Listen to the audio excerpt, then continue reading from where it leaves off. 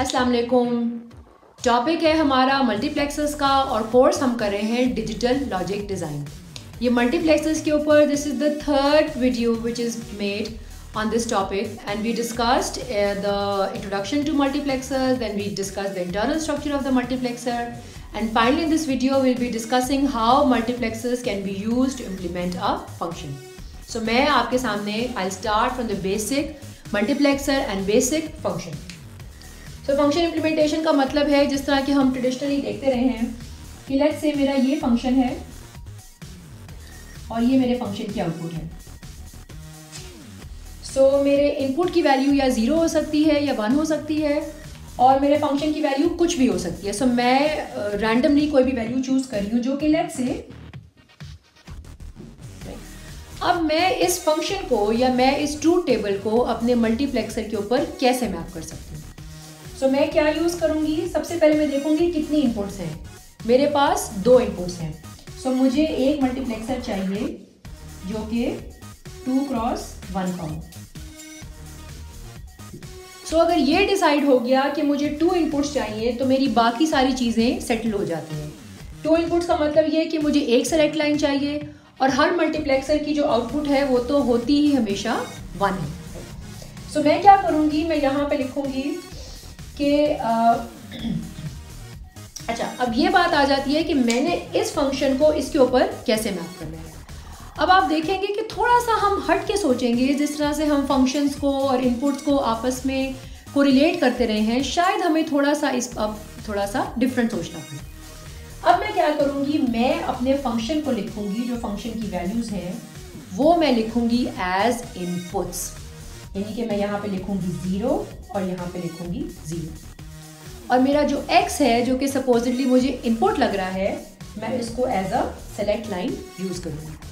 This is how I will be using my multiplexer to implement a function. हुआ क्या, आप देखें, जब x की वैल्यू होगी 0 तो ये क्या वैल्यू देगा। जब x की वैल्यू होगी 0 तो इसको I0 चूज करना चाहिए। ये देगा वैल्यू आपकी 0 की। जब x की वैल्यू होगी 1 तो इसको क्या वैल्यू चूज करनी चाहिए, इसको ये वाली वैल्यू देनी चाहिए, राइट। बेसिकली हमने वैल्यूज को चेंज नहीं करना, हमने वैल्यूज को एज इट इज मल्टीप्लेक्सर्स के ऊपर रख के आगे हमने उसको राउट कर देना है। मैं थोड़ा सा इस फंक्शन में थोड़ा सा चेंज लाती हूँ। लेट्स से मैं इसको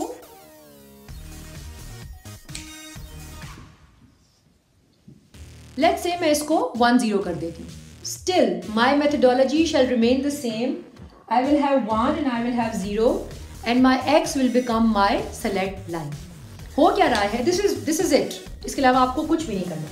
जब मैं x की वैल्यू दूंगी 0 तो मेरा आउटपुट आएगा 1 का, और जब मैं x की वैल्यू दूंगी 1 तो मेरी आउटपुट आना चाहिए 0 का। और यही मेरा पर्पस था जो कि मेरा अचीव हो चुका है। अब मैं इसको थोड़ा लेके चलती हूँ एक बड़े मल्टीप्लेक्सर के ऊपर और एक बड़े फंक्शन के ऊपर। मैं इसको रब कर देती हूँ क्योंकि आई नो बोर्ड छोटा है और हमें थोड़ा सा बड़ा बोर्ड ले लेना चाहिए।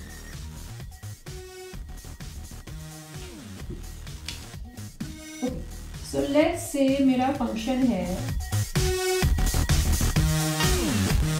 मैंने फंक्शन थोड़ा सा हट के लिया है। फंक्शन हमेशा एक्स वाई की वैल्यू वही होती है, 0 0 0 1 1 0 1 1। फंक्शन हमारी मर्जी का हो सकता है। अब इसको मल्टीप्लेक्सर पे कैसे मैप करेंगे, मैं आपके सामने बहुत सिंपल सा तरीका रखूंगी मल्टीप्लेक्सर का, जो कि क्या है, आपने एक मल्टीप्लेक्सर बनाया जो कि एक वेज शेप है, और क्योंकि हमारी 4 इनपुट्स हैं तो हमें 4 इनपुट्स यहाँ पे चाहिए और मेरा बन जाएगा मल्टीप्लेक्सर 4x1 का। 4x1 का मतलब ये है कि आई हैव 4 इनपुट्स, ठीक है, और मेरी जो सेलेक्ट लाइन्स है वो 2 हो जाएंगी और आउटपुट मेरी हमेशा 1 ही होती है। अब कॉन्सेप्ट क्या कहते हैं कि आपकी सेलेक्ट लाइन्स आपकी क्या बन जाएंगी, आपकी बेसिकली इनपुट लाइन्स बन जाएंगी, और आपकी जो यहाँ पे इनपुट लाइंस है वो आपकी फंक्शन की वैल्यूज बन जाएंगी। जब x y की वैल्यू होगी 0 0 तो आपका मल्टीप्लेक्सर वैल्यू देगा 1, जो कि बिल्कुल ठीक है। जब x y की वैल्यू होगी 1 0 तो आपका फंक्शन या मल्टीप्लेक्सर आपकी वैल्यू देगा 0, जो कि वही है जो कि आपका फंक्शन देता है। This is how a multiplexer maps a function. I know इतना आसान होता तो शायद हम इसको कोर्स में ऐड ही ना करे होते, लेकिन कि हम लोग इस तरह से नहीं, हमें शायद थोड़ा सा इसको ऑप्टिमाइज तरीके से मल्टीप्लेक्सर को यूज़ करना चाहिए। सो हमें we should be able to do more in less, यानी कि छोटे मल्टीप्लेक्सर को यूज़ करके हमें यह फंक्शनैलिटी इम्प्लीमेंट करनी चाहिए। सो अब मेरा गोल ये है कि मैं आप लोगों के साथ मल्टीप्लेक्सर यूज़ करूँ 2x1, ठीक है, और मैं 2x1 मल्टीप्लेक्सर से इस फंक्शन को इम्प्लीमेंट करके दिखाऊँ, क्योंकि 4x1 से तो ये बिल्कुल ही ट्रिवियल सा क्वेश्चन हो जाता है। ओके, इसके लिए मुझे क्या करना होगा? इसके लिए आप हमेशा की तरह जो सेलेक्ट लाइंस हैं वो आपकी हमेशा मोस्ट सिग्निफिकेंट वाली बनेगी। सो इन दोनों में से आप देख सकते हैं कि सिर्फ एक सेलेक्ट लाइन है, तो आप अपनी x को एक सेलेक्ट लाइन के तौर पे लगा लेंगे। अब क्या करेंगे कि आप जब x की वैल्यू 0 है और जब x की वैल्यू 1 है, इसके हिसाब से आप y और अपने फंक्शन का आपस का रिलेशन देखेंगे। क्या मैं यहाँ पे लिख सकती हूँ कि your function basically is equal to 1, यानी कि y की वैल्यू कुछ भी हो, फंक्शन ने वैल्यू 1 ही देनी है when x is equal to 0। यहाँ पे अगर मैं देखूँ फंक्शन की वैल्यू क्या है, फंक्शन की वैल्यू एग्जैक्टली y के ऊपर है, यानी फंक्शन वही आउटपुट देता है जो कि आपकी y की वैल्यू है जब x की वैल्यू होती है 1। सो क्या मैं यहाँ पे 1 और मैं यहाँ पे y दे सकती हूँ? मैंने किया क्या?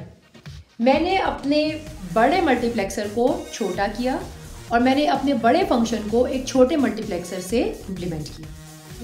मैं क्या करूँगी, मैंने क्योंकि 4x1 में this became a trivial problem, मैंने इसको ऑप्टिमाइज करके 2x1 पे लेके गई हूँ। अब मैंने क्या किया, 2x1 में मेरे पास एक आ गई सेलेक्ट लाइन्स, 2 आ गई इनपुट लाइन्स।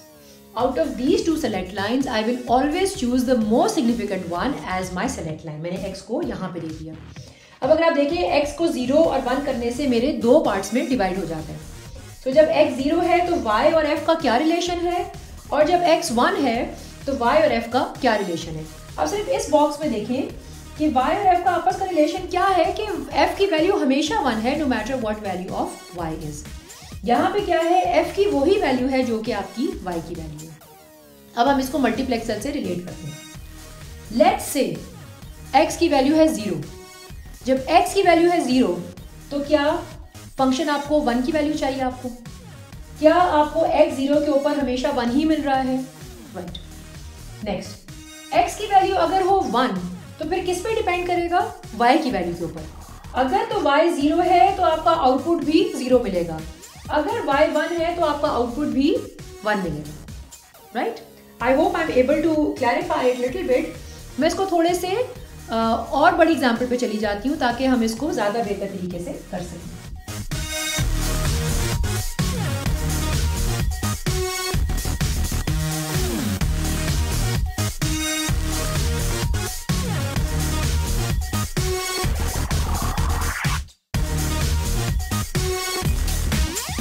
अगर तो मैं इसको एक बहुत ही सिंपल तरीके से करूं तो मुझे असूलन तो बनाना चाहिए 8x1 मक्स,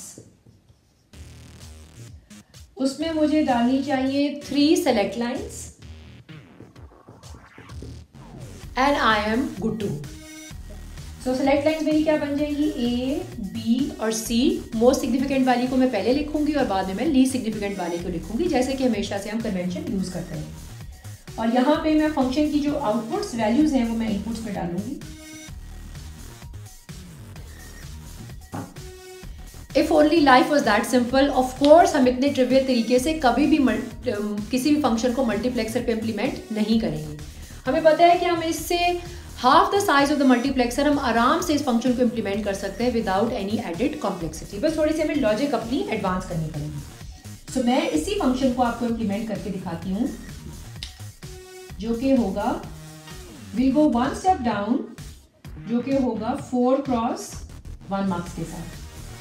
अब 4x1 मल्टीप्लेक्सर होगा तो इसमें आपको डेफिनेटली 2 सेलेक्ट लाइन्स चाहिए होंगी। आप लोग आंख बंद करके हमेशा मोस्ट सिग्निफिकेंट वाली जो अपनी बिट्स हैं उनको आप एज सेलेक्ट लाइन्स अपनी इस्तेमाल कर लेंगे।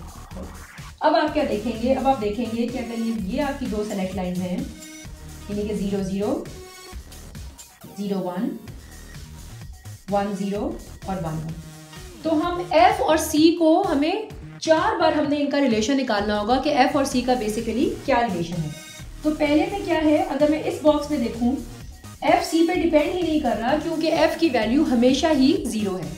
अगर मैं इस बॉक्स में देखूं तो f की वैल्यू वही है जो कि c की वैल्यू है। इस बॉक्स में देखूं जब a और b की वैल्यू 1 0 है तो f की वैल्यू एग्जैक्टली ऑपोजिट है जो कि c की है, यानी कि c डैश के इक्वल है। और अगर मैं लास्ट वाले में देखूं जबकि a और b की वैल्यू 1 1 है तो f और c में अगेन रिलेशन कुछ भी नहीं है, f हमेशा वैल्यू 1 दे रहा है regardless of the value of c। अब आप देख सकते हैं कि मेरे पास 4 ऑप्शंस बन गई और मैं 4 ऑप्शन को यहाँ पे आसानी से c डैश और 1 लिख लूंगी। This is how I will be able to implement my function using 4x1 multiplexer. अगर मैं चाहूँ तो मैं इससे छोटे मल्टीप्लेक्सर पे भी इम्प्लीमेंट कर सकती हूँ और मैं आपको एक बार ज़रूर करके दिखाऊंगी ताकि हमारी थोड़ी सी अंडरस्टैंडिंग हो कि हम इससे नीचे भी जा सकते हैं और अगर जाना पड़ जाए तो हम किस तरह से इसको सॉल्व करें। और एग्जाम में आपको इस तरह की इम्प्लीमेंटेशन भी आ सकती है। सो एक चीज़ डिसाइडेड है कि अगर 2x1 मल्टीप्लेक्सर है तो आपकी एक सेलेक्ट लाइन होगी। अब यही बात है कि आप लोगों को आंख बंद करनी है और आप लोगों ने डिसाइड कर लेना है कि आपकी सेलेक्ट लाइन होगी मोस्ट सिग्निफिकेंट वाली जो कि होगी आपकी ए। अब मैं क्या करूँगी कि मुझे जो ग्रुपिंग करनी है, बेसिकली मुझे ग्रुपिंग करनी होगी इस तरह से। मुझे बी और सी को माइंड में रख के एफ को देखना है कि एफ बी और सी पे किस तरह से डिपेंड करता है। अगर मैं यहाँ पे देखूँ तो बहुत ही आसान सा बनता है, f actually is equal to b and c, यानी कि एंड का फंक्शन बनता है। अब मैं यहाँ पे देखूँ तो f मेरा बनता है b डैश c, ये वाला फंक्शन बनता है। सो मैं अपने मल्टीप्लेक्सर को बड़ी ही आसानी से मैं यहाँ पे b c भी लिख सकती हूँ,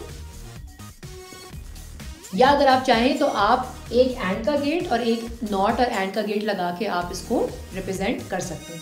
सो that is how you will be implementing any function using any of the choices that are given for the multiplexer. I hope आप लोगों को मल्टीप्लेक्सर का टॉपिक समझ आ गया है। That is it. हमने 3 वीडियोस की हैं जिसमें से ये लास्ट वीडियो थी मल्टीप्लेक्सर्स के ऊपर।